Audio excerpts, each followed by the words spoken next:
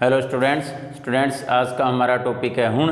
अगर हुणों की अपने उत्पत्ति की बात करें तो हुणों की उत्पत्ति को लेकर इतिहासकारों में एक मत नहीं है, लेकिन इसके बावजूद भी जो इतिहासकारों का मत है कि हुण मंगोलों की तरह ही मध्य एशिया की एक खानाबदोश व बर्बर जाति थी। तो ज़्यादातर इतिहासकारों ने हुणों को क्या माना है भी हुण क्या थे, मंगोलों की तरह ही मध्य एशिया की एक खानाबदोश व बर्बर जाति थी। इन्होंने भारत की धन संपदा को खूब लूटा, यानी कि भारत में इनका आक्रमण हुआ और भारत में उन्होंने खूब लूटपाट मचाई थी।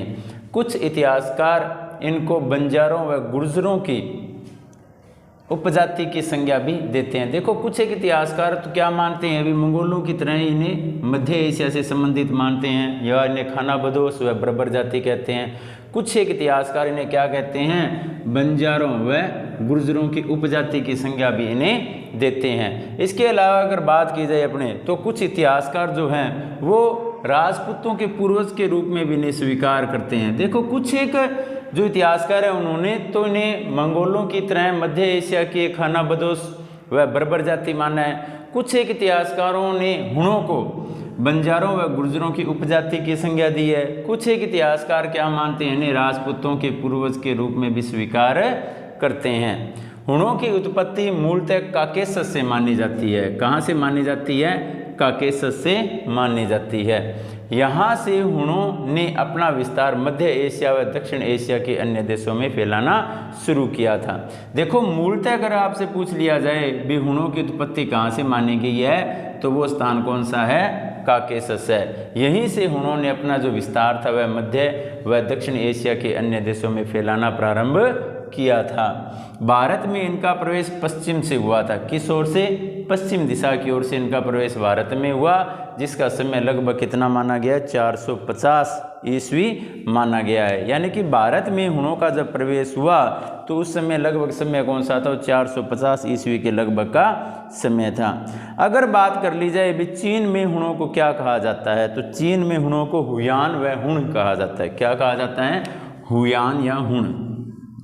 चीन में इन्हें क्या कहा जाता है तो हुयान या क्या कहा जाता है, इन्हें हुण कहा जाता है चीन में।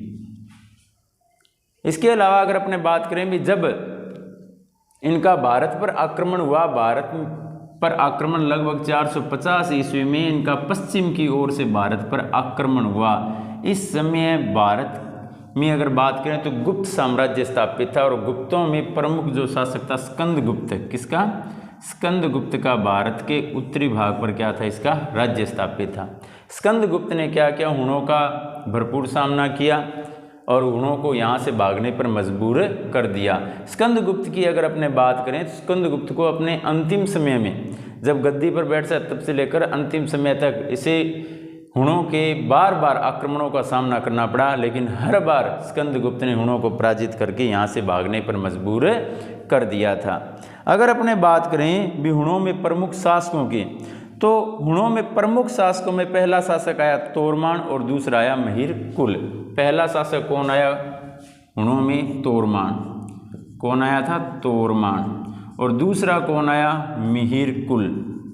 कौन आया? मिहिरकुल कह सकते हैं, इसे मिहिरगुल भी कह सकते हैं। क्या कह सकते हैं? मिहिरकुल व मिहिरगुल। ये मिहिरगुल तोरमान का बेटा था।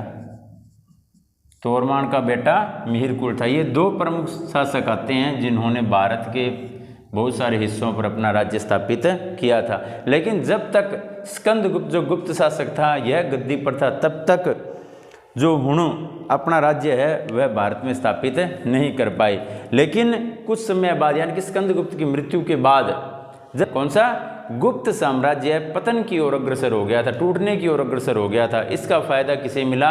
इसका फायदा हुणों को मिला और हुणों ने अपने पैर जमाने भारत में प्रारंभ कर दिए थे। हुणों के राजा तोरमान ने आर्यावर्त अथवा मालवा मध्य प्रदेश को विजय करने के बाद भारत में स्थायी निवास बना लिया था।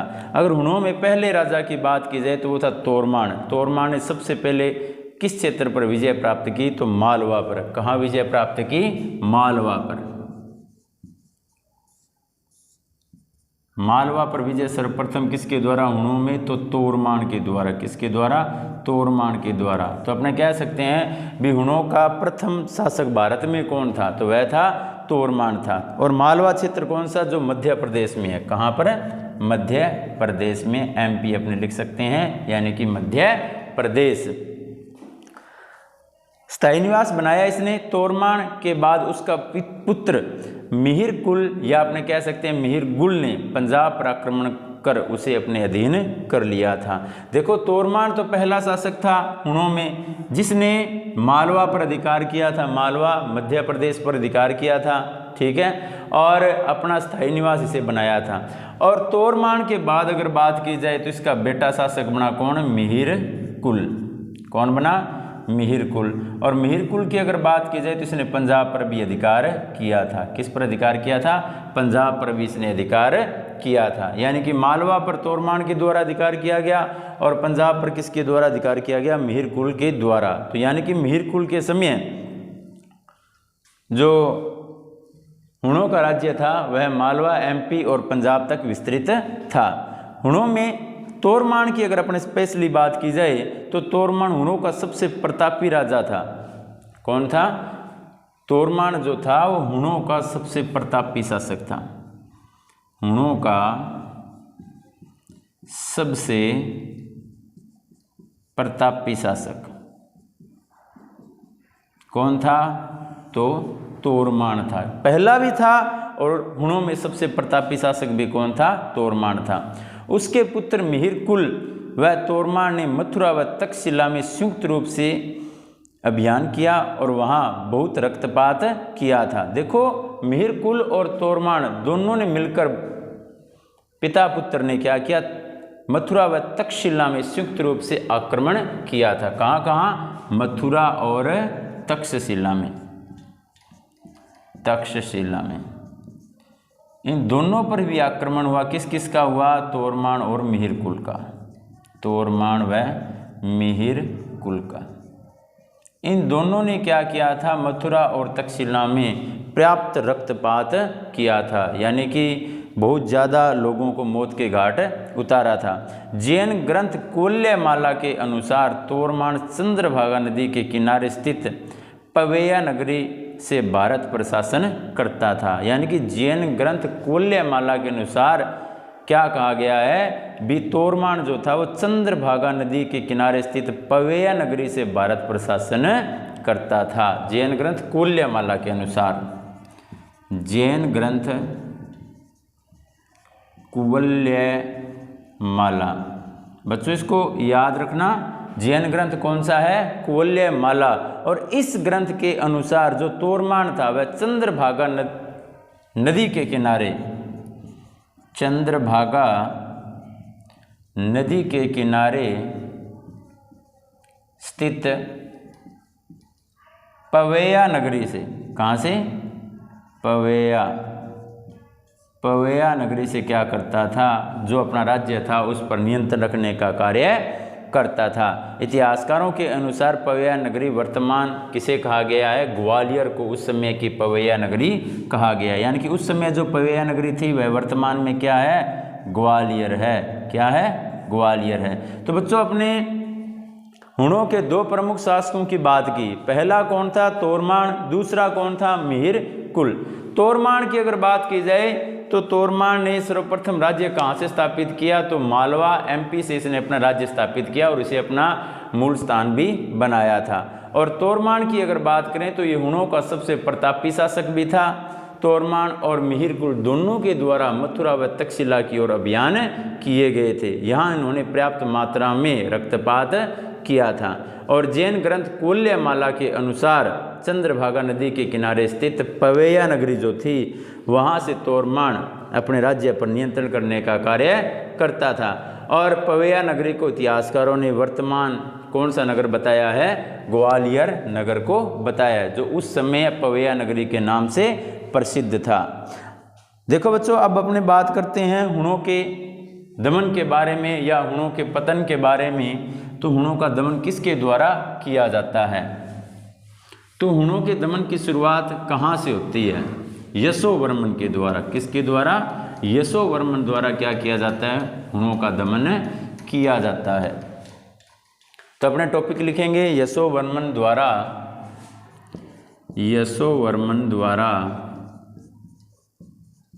हुणों का दमन।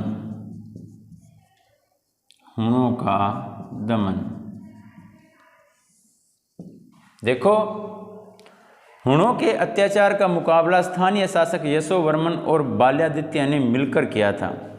लगभग यह समय कितना बताया गया, 528 ईस्वी के लगभग का समय है।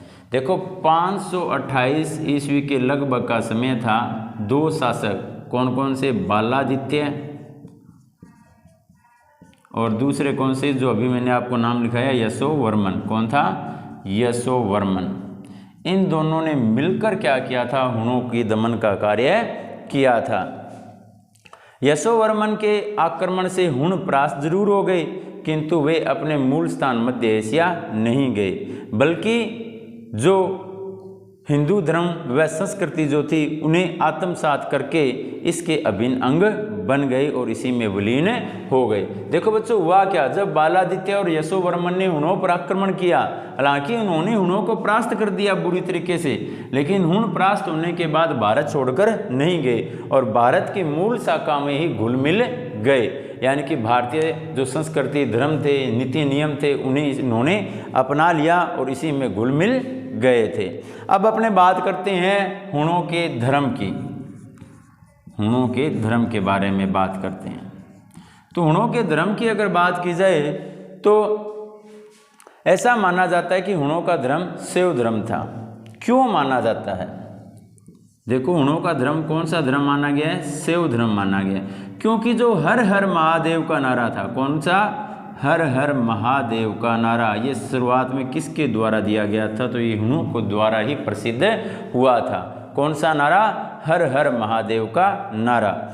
हुण जाति के बहादुर व पराक्रमी होने में कोई संदेह नहीं है। यह बात भी इतिहास सम्मत है कि उन्होंने भारत भूमि को भी आत्मसात कर लिया था। अतः इतिहासकारों का यह कहना न्याय संगत है कि 8वीं शताब्दी के राजपूत युग में हुणों का रक्त मिश्रित रहा होगा। यानी कि जो हुण है, हुणों को क्या बताया गया, जो मैंने आपको पूर्व में भी बताया था, वे राजपूतों के पूर्वज के रूप में भी इन्हें स्वीकार किया गया है। तो यहाँ पर भी इतिहासकारों ने एक बात कही है, भी जो वर्तमान अपने कह सकते हैं भी बाद के जो राजपूत थे, ठीक है, उनमें हुणों का रक्त मिश्रित रहा होगा, ये भी इतिहासकारों ने माना है। तो बच्चों, आज का हमारा टॉपिक जो हुण था वह कंप्लीट हुआ। आप इस टॉपिक को लर्न करें और अपने नोटबुक में नोट करें। थैंक यू बच्चों।